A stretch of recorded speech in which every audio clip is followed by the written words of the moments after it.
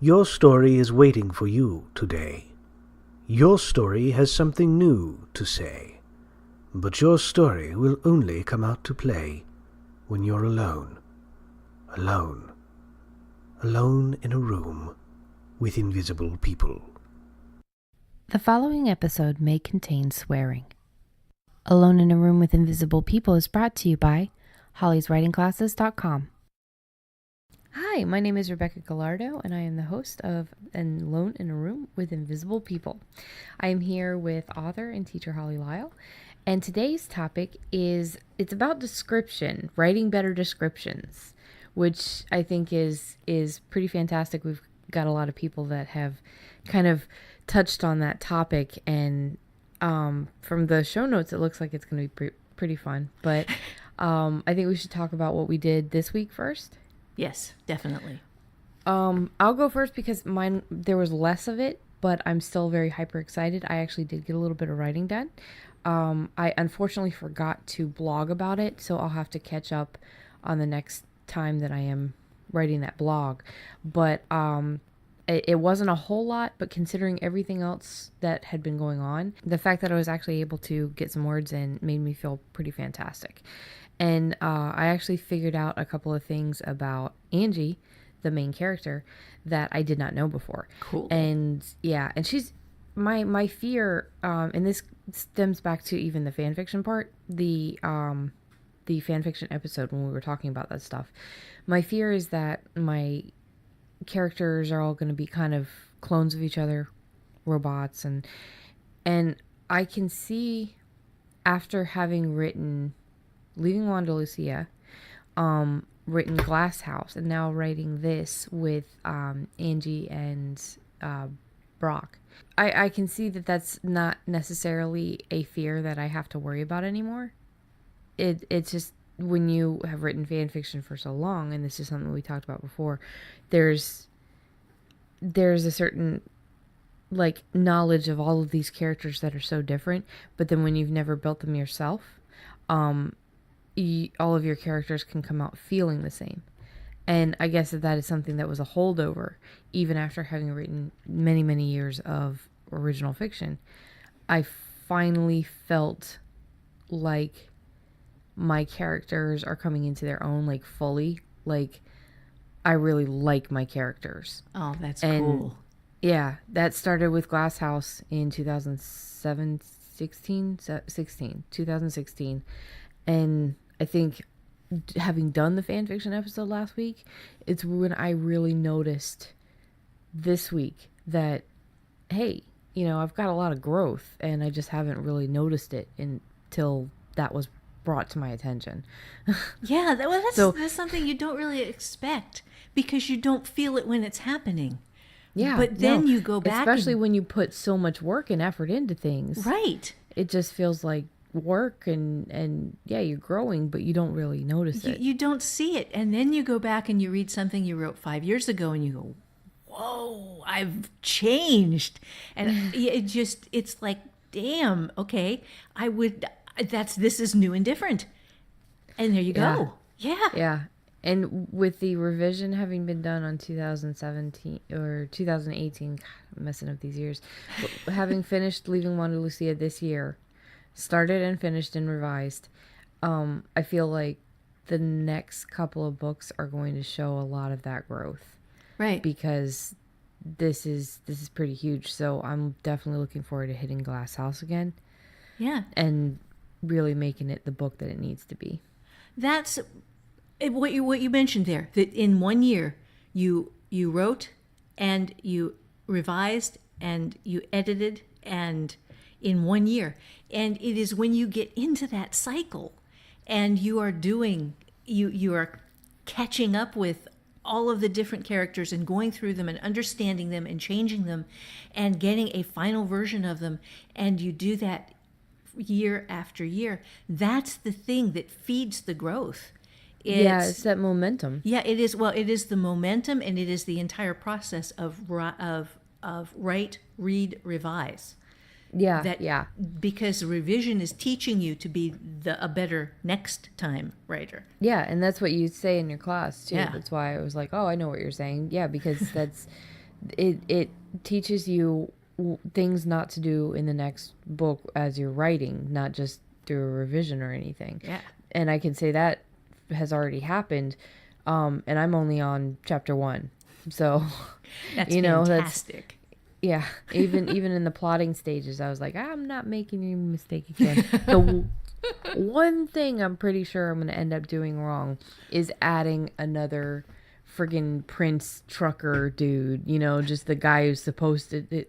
I love that because it was just so crazy that the guy hit on a 15 plus point scale on your characters, meaning he was a major character and he was the book was nearly about him. And the whole point of that character was just to literally have a single customer in a diner. Yes. Like, I definitely went off the rails on this dude. Yeah, and then it makes it, well, and that's what makes the next revision easier, is that you start catching that mistake as you're making it and going, ooh, no, not that. Yeah. Well, and I didn't, I know I caught myself from adding a whole bunch of characters in the Leaving Wanda Lucia, but I did still end up adding one character that was like this Greek family's daughter, one of the daughters. The whole point of mentioning her was because I wanted her in a different book. Mm-hmm. But again, it was this huge scale, like, character that it's like, no, there ain't no room for you in this book, honey. Get the hell out of here. Shoo. Yeah, because you were promising that she was going to be important in that story. Yeah. And like, really important. Yes. So how did your week go? I had a pretty good week. I wrote the next chapter of Dead Man's Party and did the video for it and did a little bit of discussion for it and improved my sound for the video because I have decided, we had this discussion in the forums, whether people found the videos useful or not. And there were a few people who didn't find them useful, and that's fine. That's it was like, well, they're an hour long and I could be using that hour to write. And then there were people who were going, they're an hour long and I can hear the sound of your keyboard clicking, so I'm writing along with you. And there was just this back and forth of, well, these are useful because I can see where you stop. And you just sit there and you're thinking, and I didn't realize that, you're a professional. You've been doing this for all of these years. And it never occurred to me that it wasn't like watching the intro credits on Murder, She Wrote, where the fingers are just flying and the words are coming and they're perfect. And it says, it looks when you write like it looks when I write. And that's a big benefit from doing those videos, is that students can say, well, okay, what you're doing doesn't look any different than what I'm doing, and you've been making a living at this for a bunch of years. So, yeah, maybe I'm not as far off base, and maybe this isn't as hopeless as I thought it was. So I am doing the entire novel 1 week at a time. I'm doing a video for each section. The entire novel is going to be videoed. Wow, holy crap. Yeah, and it's just going to be a resource in the class for people who want to use it, it's just going to be in there in the class. And I have the first 2 of these that are up on YouTube and people can watch them. The rest are just going to be for students. But I think that it can probably be very reassuring for people to say, yeah, I mean, well, absolutely. Yeah, what you're doing doesn't look that different from what I'm doing, Well, plus, by the time the revised version comes out, a lot of people have seen maybe we'll have seen some chapters and different things. It'll be really cool for them to see the difference between how your end product looks, right, and your original, typings. Yeah. Because you used to be like, you were like, nobody ever sees my first draft. Right. Because first draft is shit. Right. But now at least, some people can see like, yeah, well, this is what I mean when I say first draft is shit, because there are going to be places in there where I screw up. And they are going to be in video, and then they are going to get changed in the revision, but people are going to see the places where I screw up. So, yeah. Okay, and then I wrote lesson 7 of how to write a novel, and pretty happy with the way that came out. And I started the revision on The Owner's Tale. And that is so far so good. But I have a feeling Right now, it's just kind of a gut thing that I need to get some more other characters in there. Right now, it is almost exclusively from the point of view of the owner. And the owner had a horrific life and came at being the owner from just living through hell. And I think I need maybe another perspective in there to soften. Well, not to soften those. Balance. Yeah, but just to give readers a little bit of breathing room between holy shit, holy shit, holy shit. This is just brutal, brutal, brutal, awful, brutal. You know, I think I need to have maybe some Melly, a little extra Melly in there, or some Katie, some more Katie, or I don't know. But this is the one in which Katie and Herrig both appear again too. So, anyway, that was my week, and it was a pretty good week writing wise, and a pretty good week just overall too. We actually talked about the How to Revise Your Novel, doing, once you're done with how to write a novel, was the cleanup on how to revise your novel an update? Was that the next thing? Or yeah. What was Yeah, okay. Once I finish how to write a novel in first draft, in the Bug Hunter version, then how to revise your novel, which has been in the Bug Hunter version for, 5 or 6 years now? Something like that? Yeah, you did it, and you've already updated it once. Yeah, you updated. Yeah, it wasn't like you didn't go through a whole bunch of it, but I know that there were some things in there that you had updated. Okay. But now you're going through and actually doing like a upgrade, like you did with how to revise or how to write a series, which I know was the big one that you wanted. That to was get massive. Done. Yeah, yeah. That was taking a 3-week workshop and turning it into a 24, 25-week class. It just, because when people asked me the questions, I realized, well, there are a few things I didn't cover the first time through in 3 weeks. Just a few. Just a few, yeah, just a few. The 3-week class that I thought it was going to be turned into an outline for the first week. Yeah, that's crazy. Yeah, but I mentioned that because you originally had a member that had submitted some stuff that ended up dropping out, so you couldn't use her book as the right. tester or whatever. Right. So I am going to be the guinea pig. Yes. Becky has volunteered very courageously to have her first draft novel, one of her first draft novels, used as the demo for the revision novel. I'm not 100% sold on which one I should use. What I want to do, however, because you say that no novel is so bad that it can't be fixed. Right. I want to absolutely prove that by pulling out Take a Chance on Me.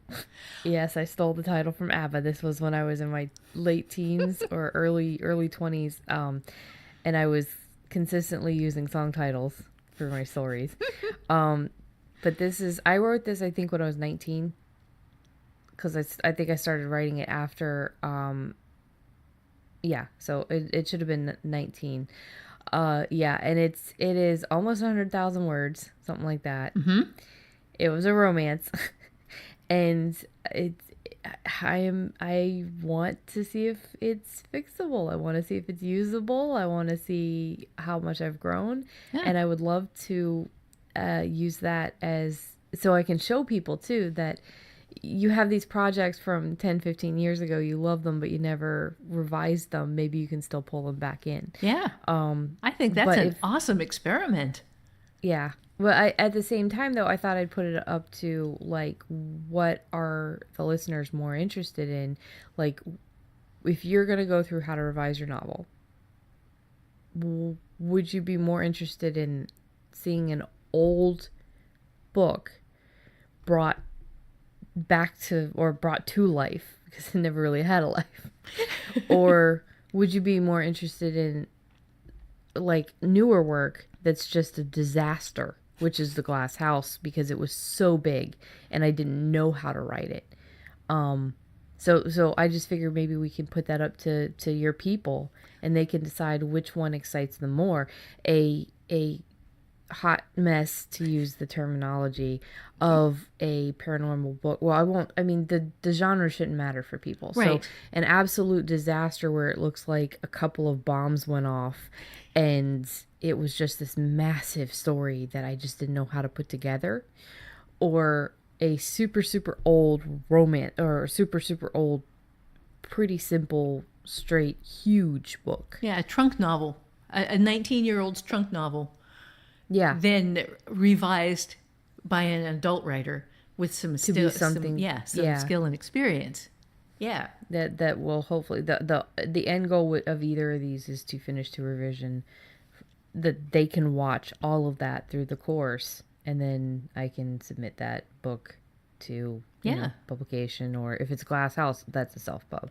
Well, I'm not giving that away. I have a little app that I could stick up on the website that will let us offer a survey.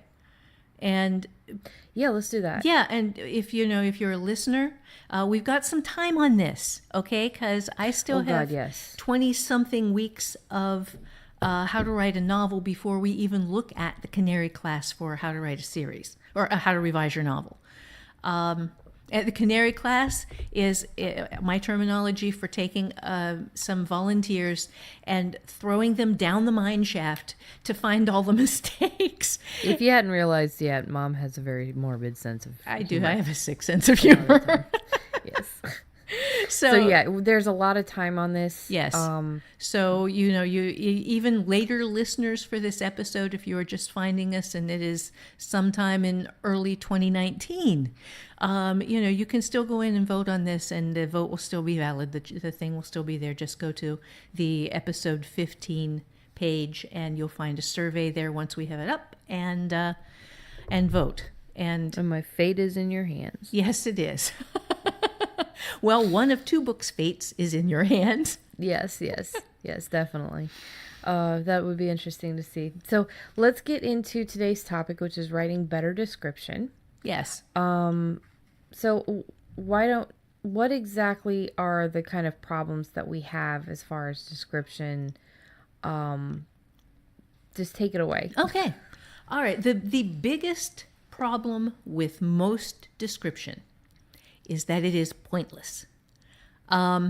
You introduce a character in a house and you talk about the Victorian furniture and the elegant velvet curtains and the hand-woven Turkish rug and the character who is looking at herself in a mirror and sees her beautiful flowing blonde hair and her two blue eyes that are just so blue that she is uncomfortable with how blue they are, and her perfectly formed lips and her no, it's too full. Her lips are too full. Her lips are too full. Her boobs are too big. Her boobs are too big, and her waist is too small, and she just doesn't know how she can possibly stand to look at herself in the mirror anymore.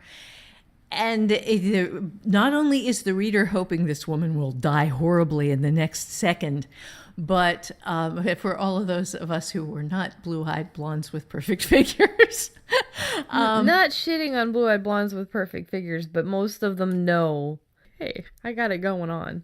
Yeah. No, I'm envious as hell. Yes, if you're a hot woman, you know you are.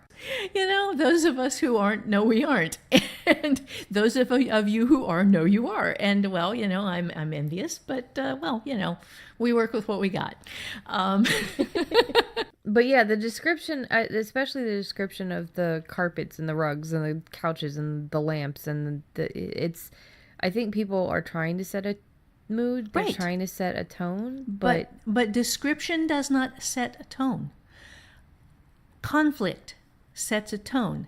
Now, if there is a way you can make this work, you can have the stunning blue-eyed blonde admiring herself in the mirror, standing on a $10,000 hand-woven Turkish rug. If at the end of the scene you have her body rolled up in that beautiful hand-woven Turkish rug that's being dragged out to the trash. There has to be a purpose for the description. And when you are writing description, the first thing you ask yourself is, why do I care? And not even why does the reader care, because the story first has to matter to you. So why do I care? Why do I care that the sky is a beautiful blue today? If you mention the color of the sky, it has to matter to the story. If a bolt of lightning is going to strike out of a perfectly clear blue sky, introducing an alien invasion in which the flying saucers are coming down right behind it, that's a big deal. And also, just having learned this from your courses and stuff, it doesn't have to matter right away when you mention something too.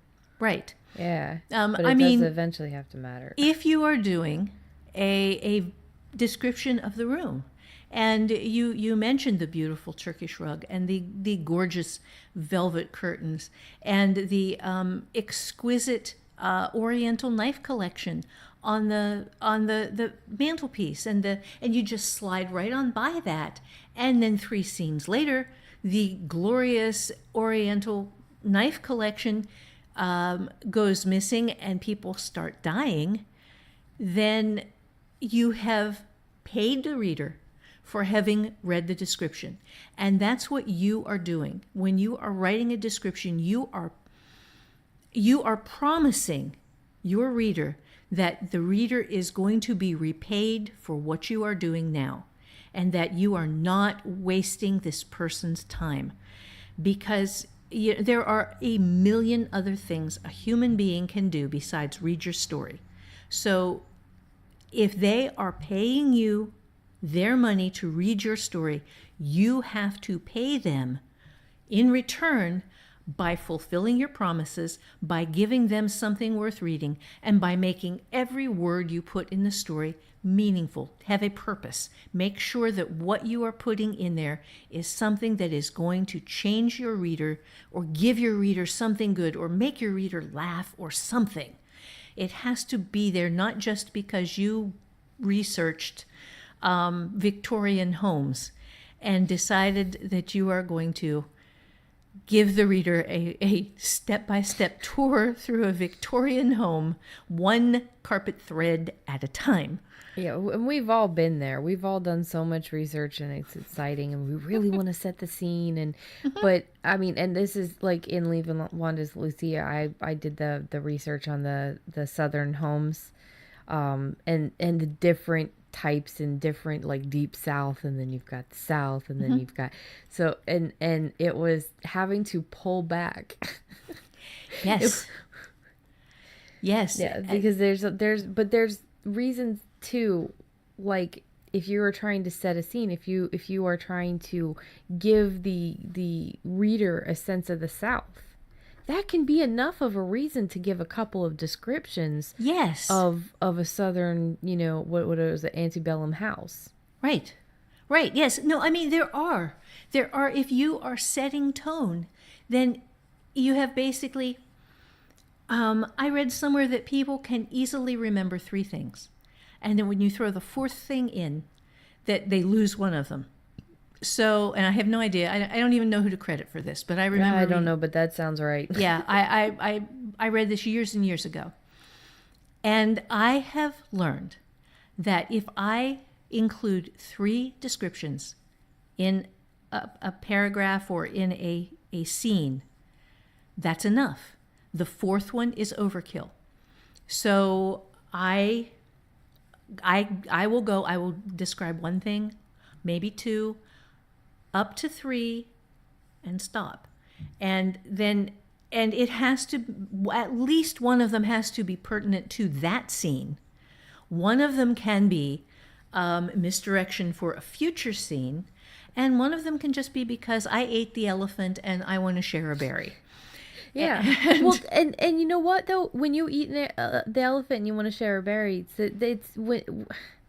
it's not always bad. That's the thing. That's the thing about why I shared a little bit of the biker community, because it is interesting. Right. And people, you want to share, the story, but at the same time, if there's something that interests you, something that you love, that other people are going to be interested in, there's definitely no reason not to put a little bit of that in there, because it piques their interest. Yes. It's something else that they might want to know more about. You don't know. Yeah, exactly. But this does take us to the dual philosophy, to the rule of life that writers eat elephants, readers eat berries.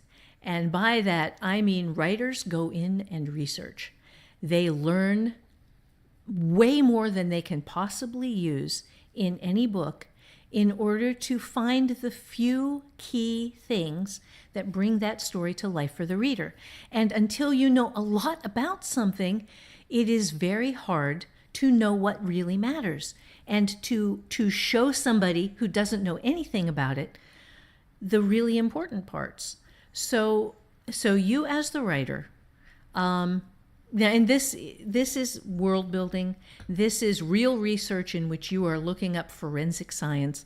This is made up research in which you are building a culture or a society or a language, and you want to develop a linguistic structure.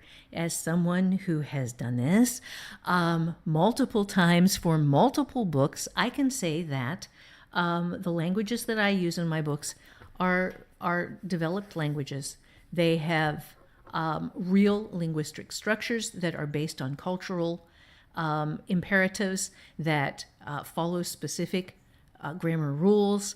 And I never, ever, ever put any of this in the back of a book because the language has to feel real. Somebody who understands how languages are structured can see it and say, okay, well, that looks like that's actually a language. That has a syntax. If I look at this, I can see the syntax. But for the person who doesn't, you just want the berries there. You just want the fact that people are talking in another language, and that or that you have this culture that you can tell jokes in that are funny within the context of the culture, but they're headhunting jokes. You're such a nerd. I am. But this was what I loved about science fiction and about fantasy, is that you can eat the elephant, man.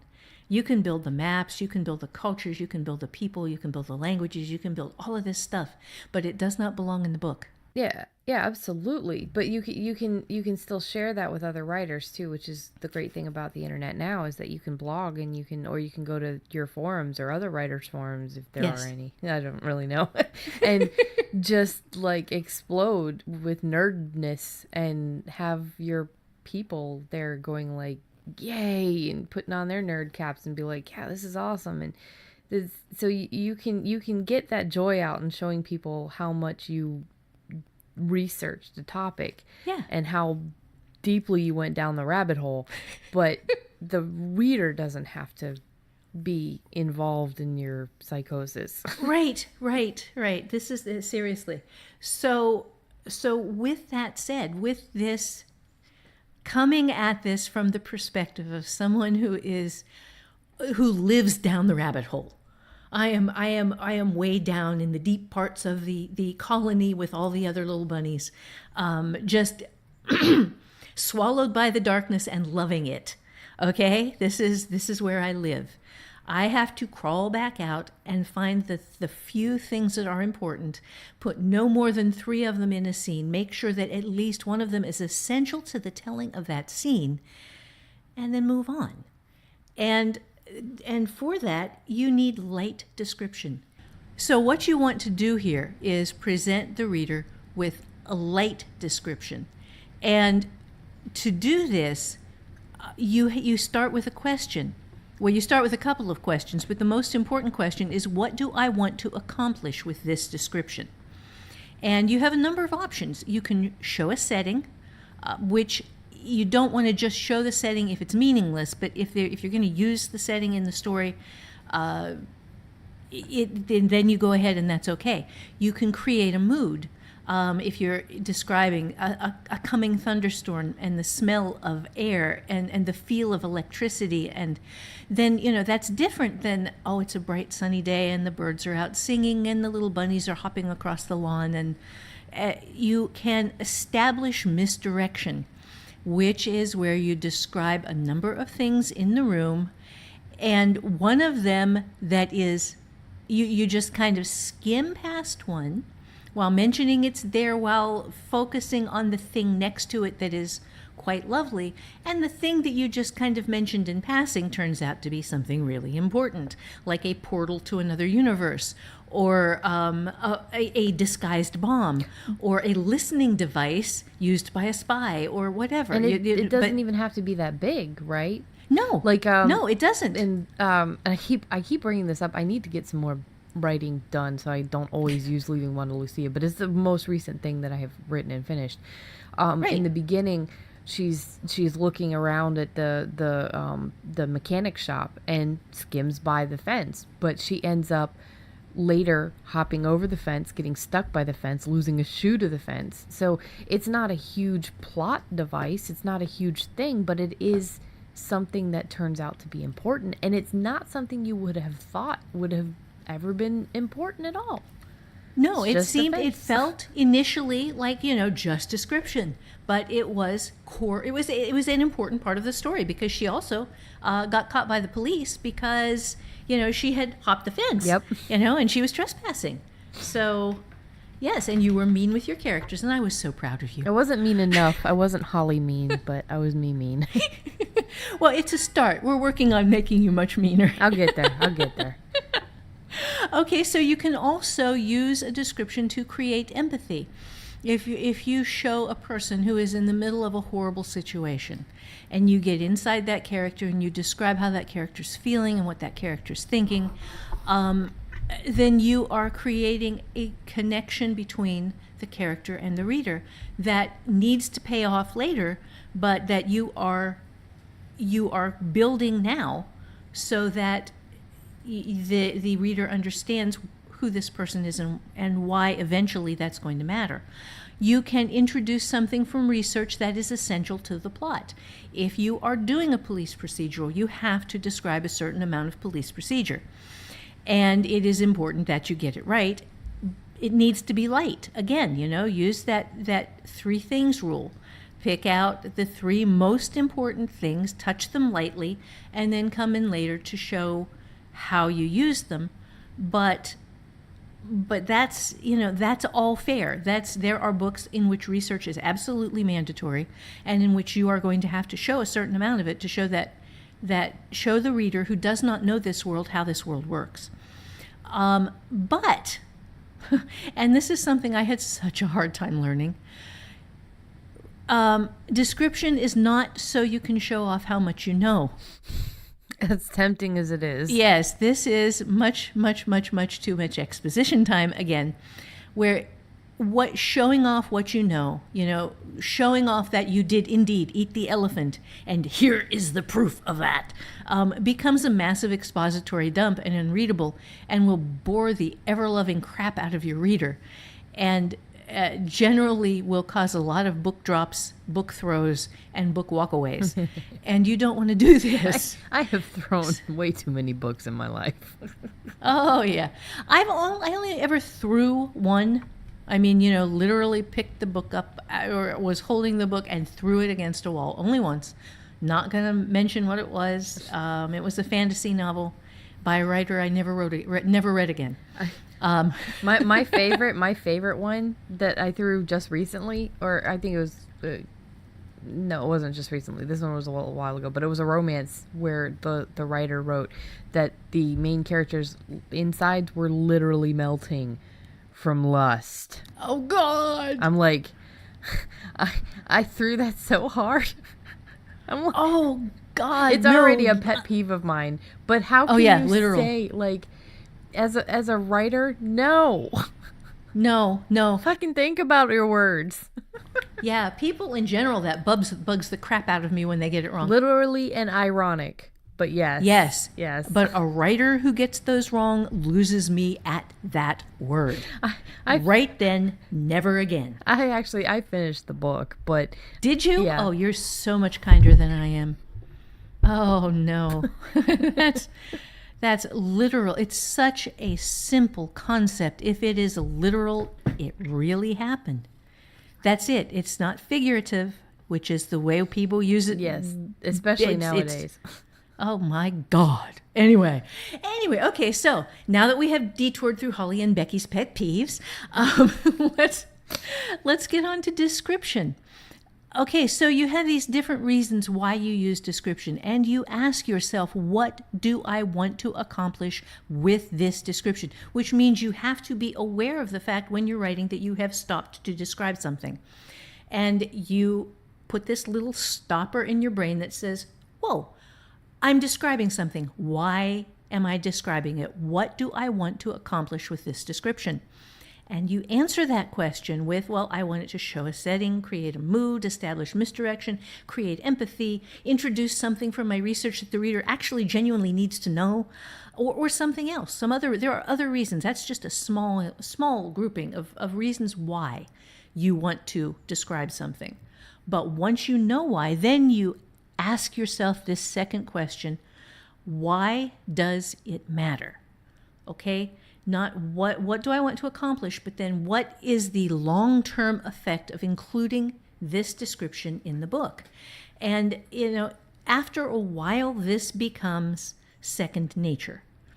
It becomes you start to describe something and you catch yourself describing it and you say, okay, this is cool. I'm going to pursue this because I'm not sure how it's going to tie into the book later. But I think it will. That's valid.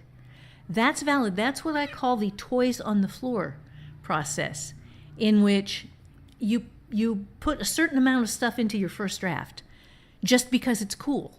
And you don't know what you're going to do with it, but your muse probably does, or at least has an idea of how it might be used. And yeah, don't like edit yourself when you're doing this, because you have no idea if that muse is going to pull something out of it. I have had, especially with Glass House, I have had so many really awesome moments just because I went ahead with the muse and I put what popped into my head at the time.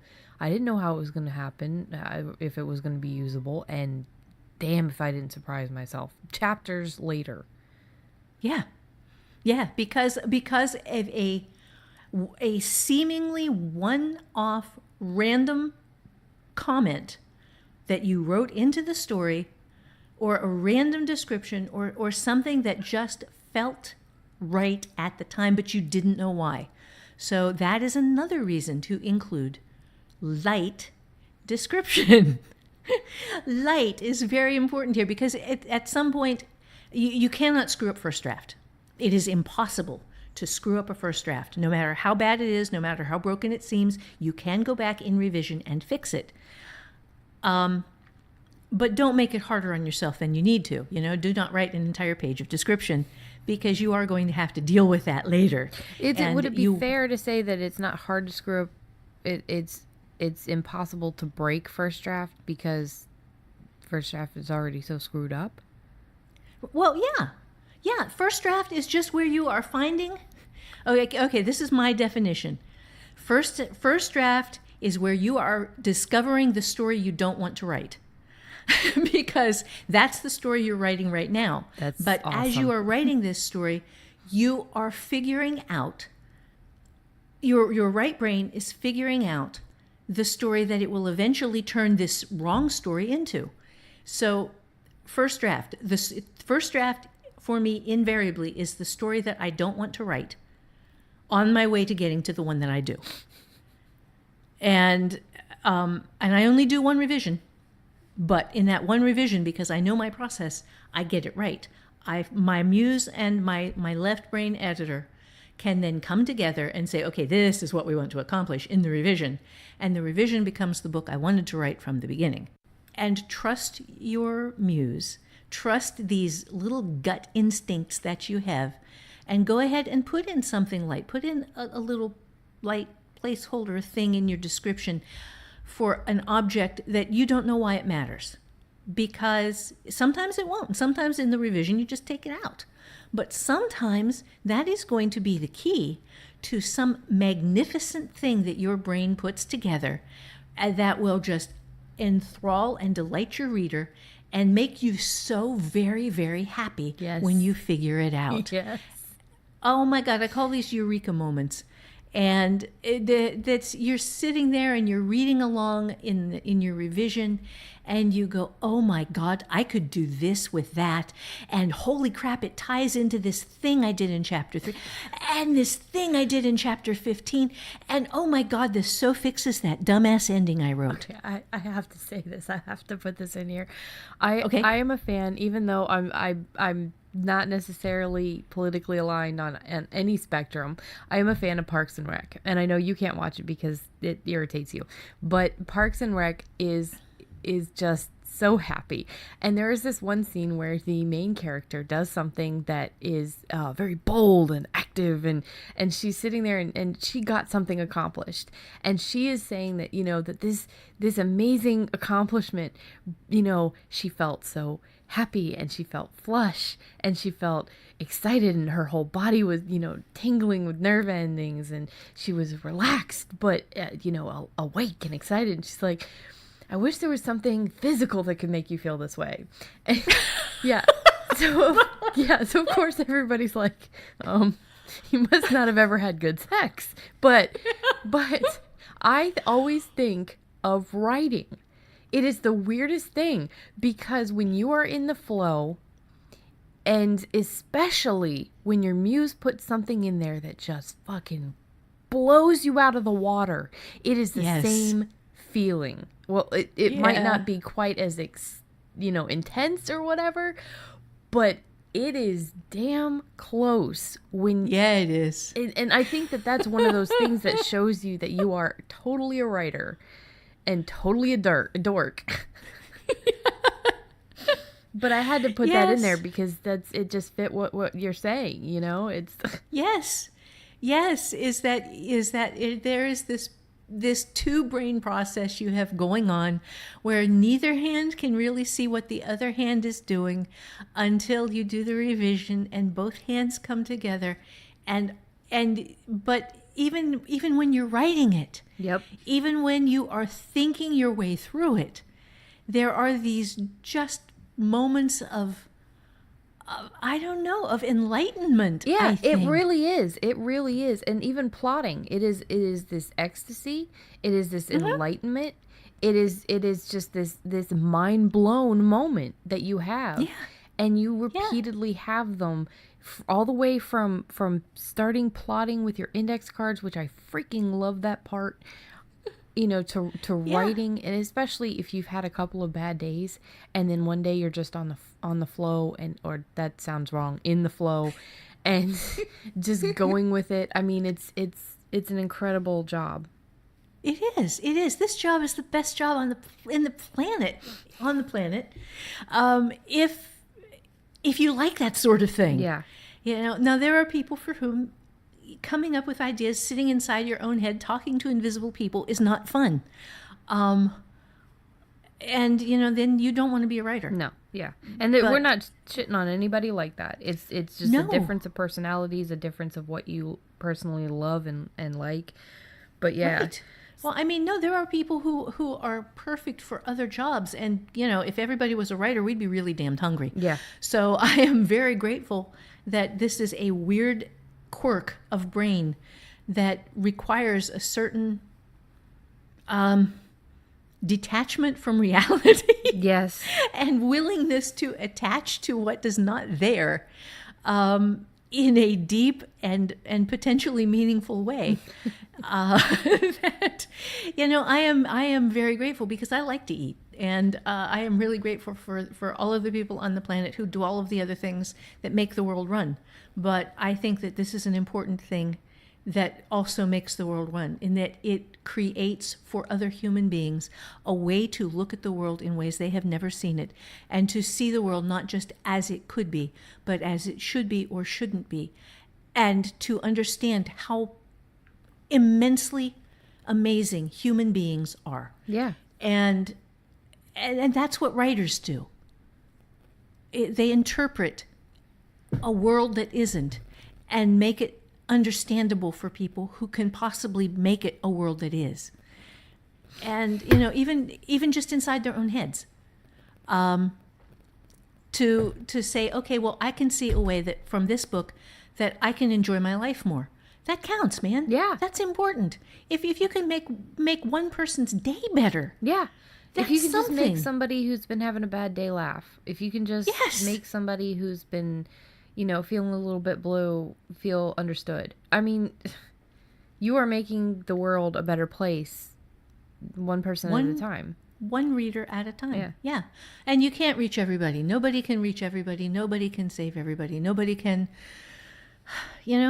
but one person counts. One person. If you can make one person's life other than your own better, or just make your own life better. Yeah. That counts. Yeah. So back to description. Back to description.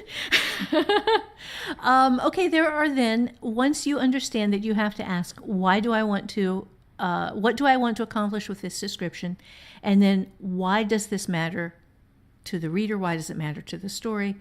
Then you realize that short descriptions are almost always better than long descriptions. Now, there are a few exceptions to this, and these are like tone setting things, or situations in which you're going to do something really twisty at the end of the description. Where I did a demo on this, where I had a male character. There is tango music in the background. A male character wearing a wig, high heels, and a very nicely fitted dress dances into the room, tangoing with an invisible partner, singing the tune from, I don't know, it was a musical, and it goes along with the tango music, and I show him in the room and dancing, and his grace and his skill at this, and as he dances back out of the room, a block of knives displayed on the counter. I demonstrate that I had just shown as kind of in passing as he danced into the room, as one of the things that was just in the room. One of the knives was missing. And that was the purpose of that description, is to take a very bright, cheerful, happy scene with what looks like a sympathetic character, and then change the mood and do an exit change on that scene that leaves the reader thinking, uh-oh. So description can do a lot of things, and you have to know what you want them to do. And that took a long description. That took, how clean the kitchen was, and how attractive and how modern, and how, how attractive the character coming into the room, perfectly made up, and beautifully dressed and dancing and alone, and then missing knife. And so short description is usually better than long. If you have a long description, you have to ask yourself, why is this a long description? How am I paying the reader for reading this really long description? Because you never waste the reader's time. That is a major rule. That is a promise you make to the reader with every word you write, is I will not waste your time, because time is the one thing nobody gets back. And if you have a copy of Holly's How to Revise Your Novel, the promises are in there. Yes, promises. You as the writer are making a promise to every reader who picks up your book. I will not waste your time. And there are a lot of promises that writers make, but that is the big one right there. Active description is usually better than passive description. Passive description is where you are looking at objects and just talking about the objects. You are looking at a scene and talking about the scene. You are looking at a room and describing the things in the room. Active description is where you have a character in a guy in a dress and high heels and a wig who is dancing into the room, and you are mentioning the things he interacts with and touches as you move through the room. That is active description. Kat is now patting me on the shoulder, telling me he wants treats. I don't have treats over here, so he can't have them, but he's so sweet. Oh. Anyway. Yeah, I was just thinking about that, because I had that, the very beginning, the thing with the fence, that was all passive. But later on, when she goes through a haunted house, that's all active. That is active Yeah, it's description trying to in which figure you out different where versions you in my are head. showing you are showing a character interacting with things. If you have a person who is using the stuff or exploring the stuff or destroying the stuff or doing something with the stuff, then all of a sudden you have active description. If you are just sitting there telling a person, okay, well, Main Street, this is Main Street, this is a blue house on Main Street, this is a big tree on Main Street, this is the sidewalk on Main Street, this is a car driving down the road on Main Street. This is like, okay, why do I care? So that's what you also ask is, from the reader perspective, if I am the person who is reading this, why do I care? Give me something to care about. Let me see why this matters to me. And there's a sales term that I was taught in a marketing class once, which is what's in it for me. And this is when you are looking at showing somebody something that matters to them, you have to become them. You have to be in their skin, understanding the problems that they are facing, the life that they are living, and you have to say, if I am that person, what's in it for me? Okay, well, when you're a writer and you want people to read your stuff and give a shit about it, you have to be the reader and look at your work from the reader's perspective and say, what's in it for me? But that's during revision. During During revision. Yeah, during the writing, you can make mistakes. During the writing, you can do info dumps. During the writing, you can mess up. I'm sure Holly said this on the podcast before, but I'll just say it again just in case. Holly's thing, this has always stuck with me. First draft is for you as the writer. Revision is for the reader. Right. And yeah, I did kind of shift there a little bit. Yeah, but I mean, the whole point of this is description. It's not description in first draft or description during revision. It's to cover this huge topic. So, I mean, it's that's what I'm here for, is to help clarify what you're saying. Right. So. Right. And that's a big deal. Is in first draft, you take chances. And you do risks, and you do a 100-word paragraph. Or a single 100-word sentence in which you describe meticulously everything in a room because you just want to see if you can do it. Yeah. And then in revision, you can decide whether it worked and whether it matters and all of that other stuff. And I'm going to say something else here, too. Sure. During first draft, when you're writing descriptions and stuff, again, first draft is for you. So a lot of this stuff is setting the mood for you, setting the scene for you, knowing where everything is for you. When you go back through and you've written the entire novel and you've finished it to the end at the end, and then you've put it aside for a little bit of time, if you have that time to let it cool, and then you go back through as a revision, it's a lot easier to see different points where the description has gone off the rails. It's a lot easier to sit there and say, okay, well, wow, I don't need 3 pages describing a bolt on a car unless I am Stephen King and that bolt is slightly alive and had an interesting, backstory. But because there is always exceptions to whatever rules we're talking about. Stephen King and George R. R. Martin tend to be, kind of exceptions because they're fascinating and they're great writers, but in general, this is definitely easier to spot during a revision because you're not so tied up in those words either. You're not attached to those words, and you already set the scene for yourself, so you know what's important in that scene or in the car or whatever you're describing. Right. Yes, thank you. Yeah, that's important. And it makes me think also that you are taking a chance on yourself in first draft, that you are liberating a part of yourself that gets very little attention. That's your right brain, your muse. You are setting a portion of yourself free that most of the time nobody else ever sees. Most of the time, most people present their left brain self as their public self. That's who they are. And the right brain self just kind of sneaks out in little tiny ways.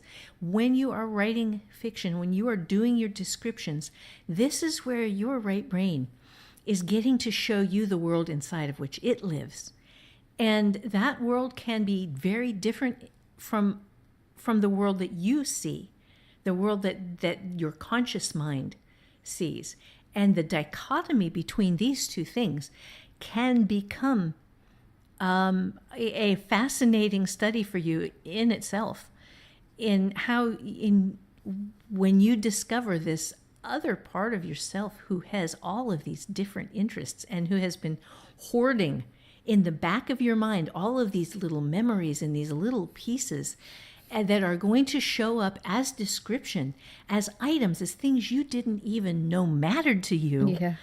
Until your muse throws this toy that you had when you were 5 years old on the page and says, deal with that. And you go, wow, that's really important. And I don't know why yet, but I'm going to find out. It is a discovery process. Every novel is a discovery, and you never run out of material. If you are connecting with this other part of your brain that sees the world differently from the way you see it, you are never going to run out of material, because there's always new stuff to discover for your right brain that it hasn't told you about yet. We've got short description is usually better than long, but there is no one true way. There is in writing, there is simply no one true way. Everybody comes at it differently because you invented your own brain. You built it yourself from scratch from the day you were born. And it is different from everybody else's brain, and you have to figure out how to use it. And the best that anybody else can do is give you some guidelines and say, this is what works for me, this is what doesn't work for me, your mileage may vary. Active description is usually better than passive description. And you use active description by showing things, by having people use them, by showing people while moving them, while showing only the parts of settings that affect the story or that will affect the story. You ask, why do I care? And then you ask, why will my reader care? And if you can follow those relatively short rules, then your description will require a lot less revision, will be a lot less frustrating for your reader, will be a lot more helpful for you in telling your story, in showing your story, and in making it matter to yourself. And it will just make it a lot more fun. Do you have anything you want to add to that? Actually, I just wanted to ask, because this is a question that I see a lot.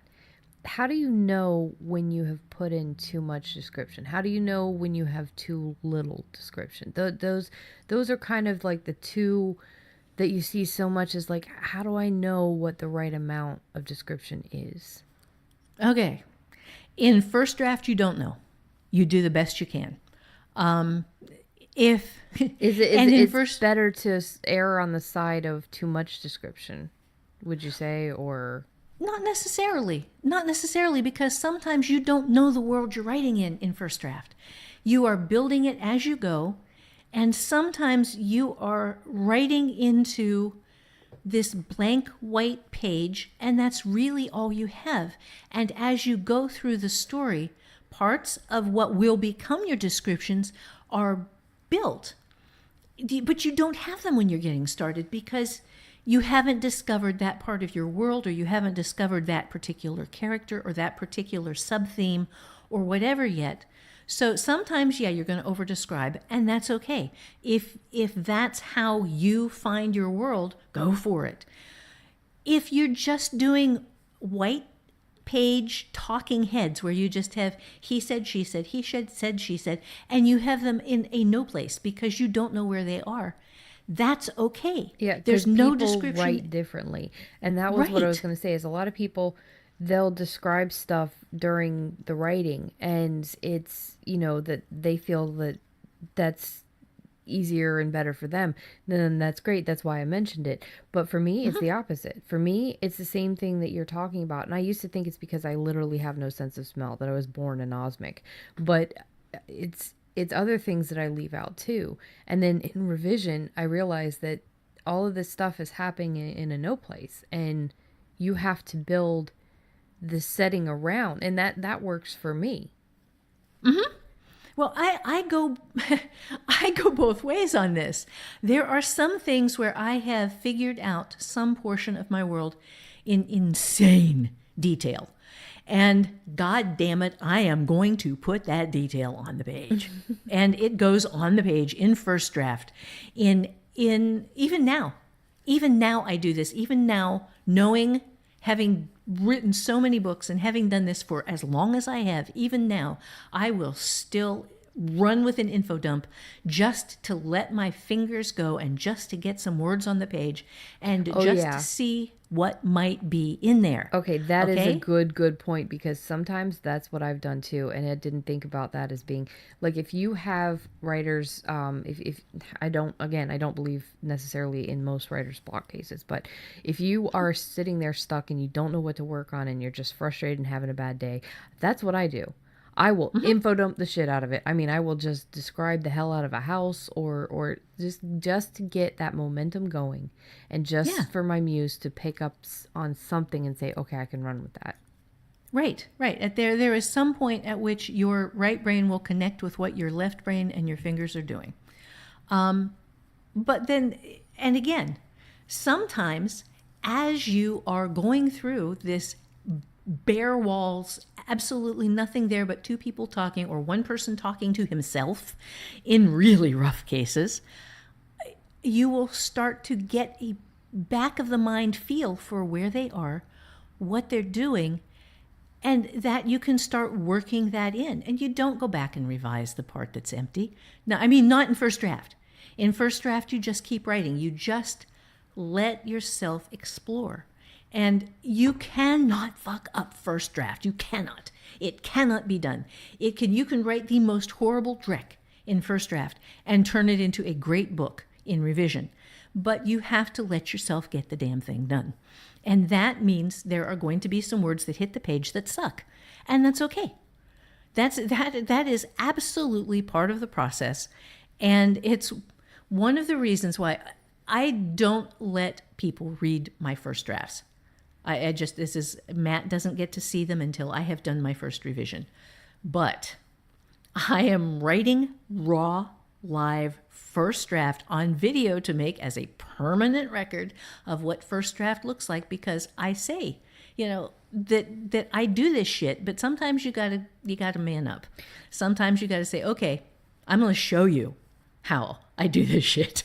And you don't have to watch every hour of it, and it's going to be probably 33 hours long by the time it's done, with one novel written in about 33 hours of hard work. But you will see that, I'm not kidding when I say I make massive mistakes. I do big things that are just wrong, and then I have to go through and fix them. So now, as far as the two questions, like, how do I know if there's not enough description? How do I know if there is too much description? The answer to that is you don't, but it doesn't matter. No, okay, so during revision. Oh, okay, during revision, if you have more than 3 things in the description, that's too much. But also, if you are boring the crap out of yourself while you're reading it, that's too much. If you are reading through and you cannot place where or when the characters are, or why they are there, or what they are doing, that's not enough. You have to be able, as your own first reader, to step inside the world you have created and live in the part of it that matters. And you only have to live in the part of it that matters. We had this discussion about transition scenes, wherein writers think that they have to show a character getting from point A to point B, even if it's taking the character 3 days to get there and nothing important happens on the way. No, you just do a transition line, which goes, 3 days later, Bob arrived at Smithville. Yeah, And or that's you can, it. the other way is just like the end of the first scene is, let's say, Bob going on the trip, and then you could just start the next scene or the next chapter. He's at the new place, or you Right. you go to another character during a scene, and then the next time you're with Bob, he's there.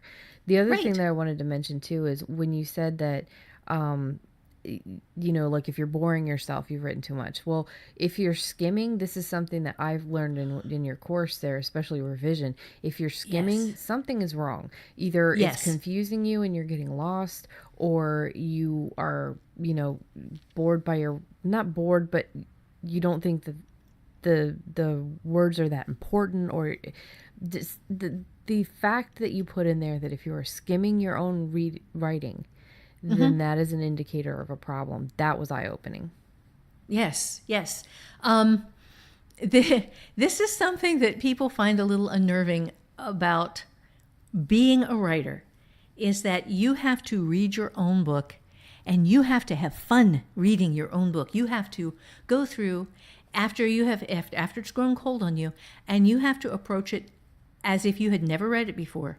And then you have to read it as if you had never read it before. And as if everything in it is a surprise to you. And if you have written in flow, a lot of it is going to be a surprise Yep. to you. You are not going to remember having written portions that you wrote.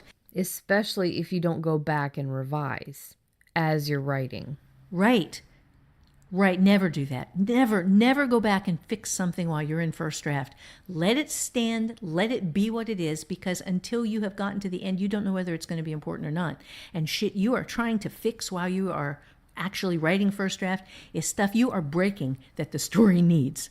You always assume that if it's in first draft, right then it's important. When you go back through and revise, you will find out differently, and you get to make that decision and that judgment then. But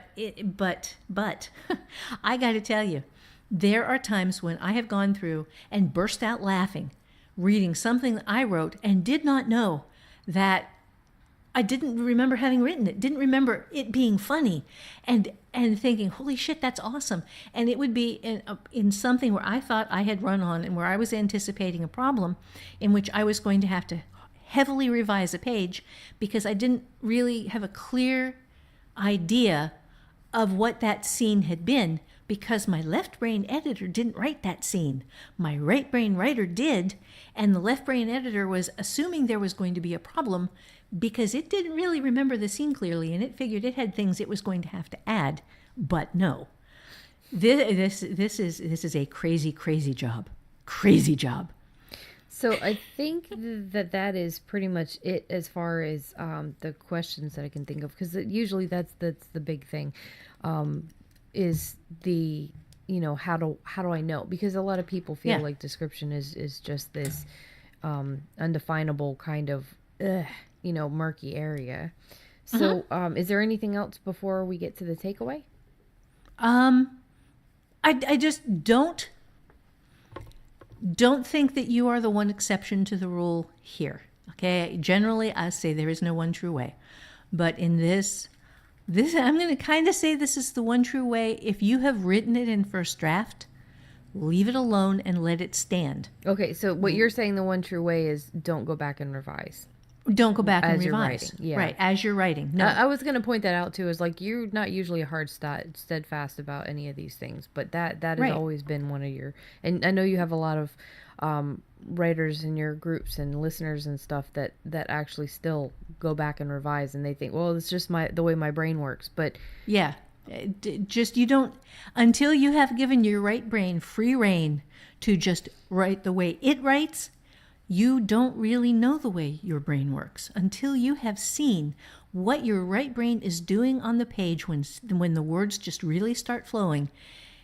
You don't know what you're capable of, and you don't know how good you already are and how much amazing stuff you are putting on the page that you go back and tinker with, and just don't do that. Just don't. it's hard to describe. Like, I'm trying to think of an analogy, but it's basically you are sitting down and getting into the zone with your muse and then pulling yourself back out. and then trying to get back into the zone with the muse and then pulling yourself back out. Right. It's bad for you as a writer, bad for your muse. And Well, yeah, because your muse has to know that it can trust you. Your muse is putting the best stuff it has onto the page, and some of it might lack description, some of it might be way too much description, some of it might be a little incoherent, but your muse is putting the best stuff it has onto the page and trusting you to get to the end, to let it finish what it's doing, and then to go back through and find the places where it messed up.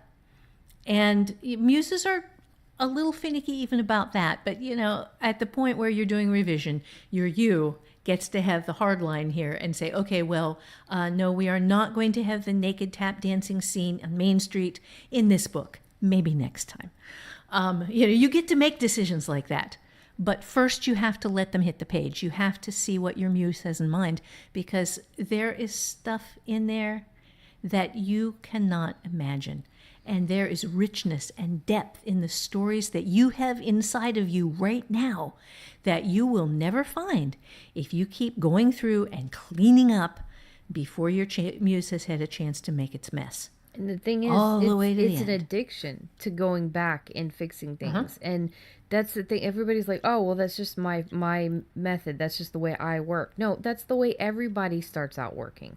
That is, and it's an addiction. It's like that Pringles. Didn't you say that it was like the Pringles? You can't stop at just one. Yeah. The revisions. Yeah. So Yeah, that's because nobody the can thing. stop at just one. That's you'll fix a word, you'll correct some spelling, Yeah. and then you'll go in and you'll change some dialogue tags, and then you'll cut out something that really mattered. And you won't even see it because you are in this left brain editor mindset that kills everything that is spectacular along with all of the stuff that's shit. Yeah, if you're somebody who has an issue getting into the flow and staying into the flow for a while, or getting words on a consistent basis, or if you're somebody who's sitting there thinking that, man, what's the point? I'm just going to have to go back in and fix it. A lot of these problems are stemming from the fact that you continuously try to edit or to revise as you write. And Yeah. it is, if you are stilted in any places, if you are frustrated with yourself or depressed with yourself or procrastinating, give this a shot, because I was there. I was there when I was younger. I didn't want to listen to my mom, even though she was a published writer. I didn't want to do what she said because she's my mom. But sometimes people are right. And it can be frustrating to have to let go of something or to have to change. It can be weird because a lot of people don't like change. But this is a really, really big, important, massive thing, because of what she's saying is absolutely true on the fact that if you continuously go back and revise, you are never going to see the full capacity of your muse. You are never, ever, ever going to get that true depth from that half of your brain that has this magic in it. Yeah. Yeah, and that is where the magic lives. This part of yourself that is essentially wordless, that has concepts and ideas and things that it loves that are different than things that you love, and just all kinds of wonder. And this process will allow you to bring out that part of you, but you have to be willing to let it. And it is very difficult to do that. I started out like Becky. I started out going in and revising everything as I wrote it. I would go back through and I would fix little things, and I never made it to the end of a story because I could never get past the beginning of the story. I was always fixing that little broken thing. And you have to write the whole story before you know what the story isn't, but what it can become. And you just, this is one of those things where it requires the part of you that is in control to let go. And that is very difficult to do. It is really difficult, but it's also freeing when you get it done. Mm-hmm. Yeah, when you can see the results that you get from having the two brains work together rather than from having one of them bossing and squelching the other one. It's amazing what you can accomplish and what you will accomplish. So what you want to do here is you want to, in revision, weed out what doesn't matter. But in first draft, just go with it. You want to look for ways to change passive description to active description. And if possible, when you are describing things, try to put the character into the description, to have the character doing something within what you're describing to give the reader a human context or an alien context, or a bunny rabbit context or whatever, whoever your main character is, that's cool. But a context through which to see the description and understand some part of why the description matters. And keep passive description as a way to lull readers into a false sense of security before springing a surprise. This is an evil, evil trick that I use from time to time just because it's fun. And that's what I've got for this week. All right. Awesome. Okay. Well, as always, if you have any questions, if you feel that we didn't cover fully in the topic, you can either leave the question for us on our blog, which is alonewithinvisiblepeople.com, or you can join us in the forums at hollyswritingclasses.com and find this episode's post and go ahead and discuss with us. What do you think that we should have covered? What are your feelings on the topic? Do you have any tips on your own that you want to share with other writers? Or any further questions? Yeah, absolutely. And if you have suggestions for future topics, even though we have a ton of them, we do love hearing what is important to you. We have a forum post in there that is just for questions and suggestions as well. You can follow us on the social medias. We have Instagram and Twitter is at AIARWIP. That is Alone with Invisible People, Alone in a Room with Invisible People. You can search that hashtag. And then on Facebook, we are at Alone in a Room with Invisible People. We are still offering the ebooks for the iTunes reviews. So if you leave us an iTunes review, go ahead, you can take a snapshot of it, or you can just tell us your username. We will verify it. Once we know that was yours, we will send you the ebooks. Holly's is called Squid Studies. It is set in settled space. Mine is called Good Bones. It is a short story, short paranormal story. And by the time you guys are listening to this, the Halloween episode will be being edited or finished. Right, because finished. It goes up the day after this episode. Yes. So I checked the calendar, so yeah. Yeah, it's a Wednesday. So you guys are going to get this episode, and then tomorrow you will have a very special, tomorrow for you will have a very special listener edition. This is not including any stories from Holly or myself or Mark, who does voices on a few of the stories, and we appreciated that, but it is only listener Halloween flash fiction. So I'm very excited to get this out to you guys, and thank you. I am too, and oh my God, I am so excited. The stories were just amazing, and this is going to be an eye-opening episode for folks. Oh, and one other thing. They have to remember, if you are listening to this episode, vote on which of Becky's 2 stories you want her to revise for How to Write a Novel. Right. I didn't even think about that. Yeah. So definitely you want to get, I think you actually do have to have access. Do you have to have an account to vote? No. Oh, well, yeah, actually that would make it a lot easier, because then it can be a private vote. Okay. Yeah. Okay. So yeah, if you haven't already, go ahead and sign up at hollyswritingclasses.com. Again, she is very, very, focused on privacy. She doesn't ask for a whole bunch of information. Email, and you have to have a username, but you can make it up. It doesn't have to be your real name. And it's absolutely free. You get the how to write flash fiction that doesn't suck. Is that what it's called? Okay. Mm-hmm. I always forget the how to. So you get the free 3-week course as well that actually you can, and again, I don't think I've mentioned this enough, and I apologize. I'm having issues with my cat here. But you can, by the end of the 3 weeks of the how to write the flash fiction that doesn't suck, you could actually have something that you can sell. So it's something that she put out there intentionally to try to help people get money and not having spend any on her course, just to show you, like, hey, you can make money writing. But yeah, the point of that was go to the forums, create an account and vote on which one I am going to be doing. The 19-year-old, or not 19, it's written at 19. Yeah, written at 19, roughly 100,000 words. Let's see if we can save it. Or I bit off more than I could chew, and there is this massive book that I want to create out of the wreckage of Glass House.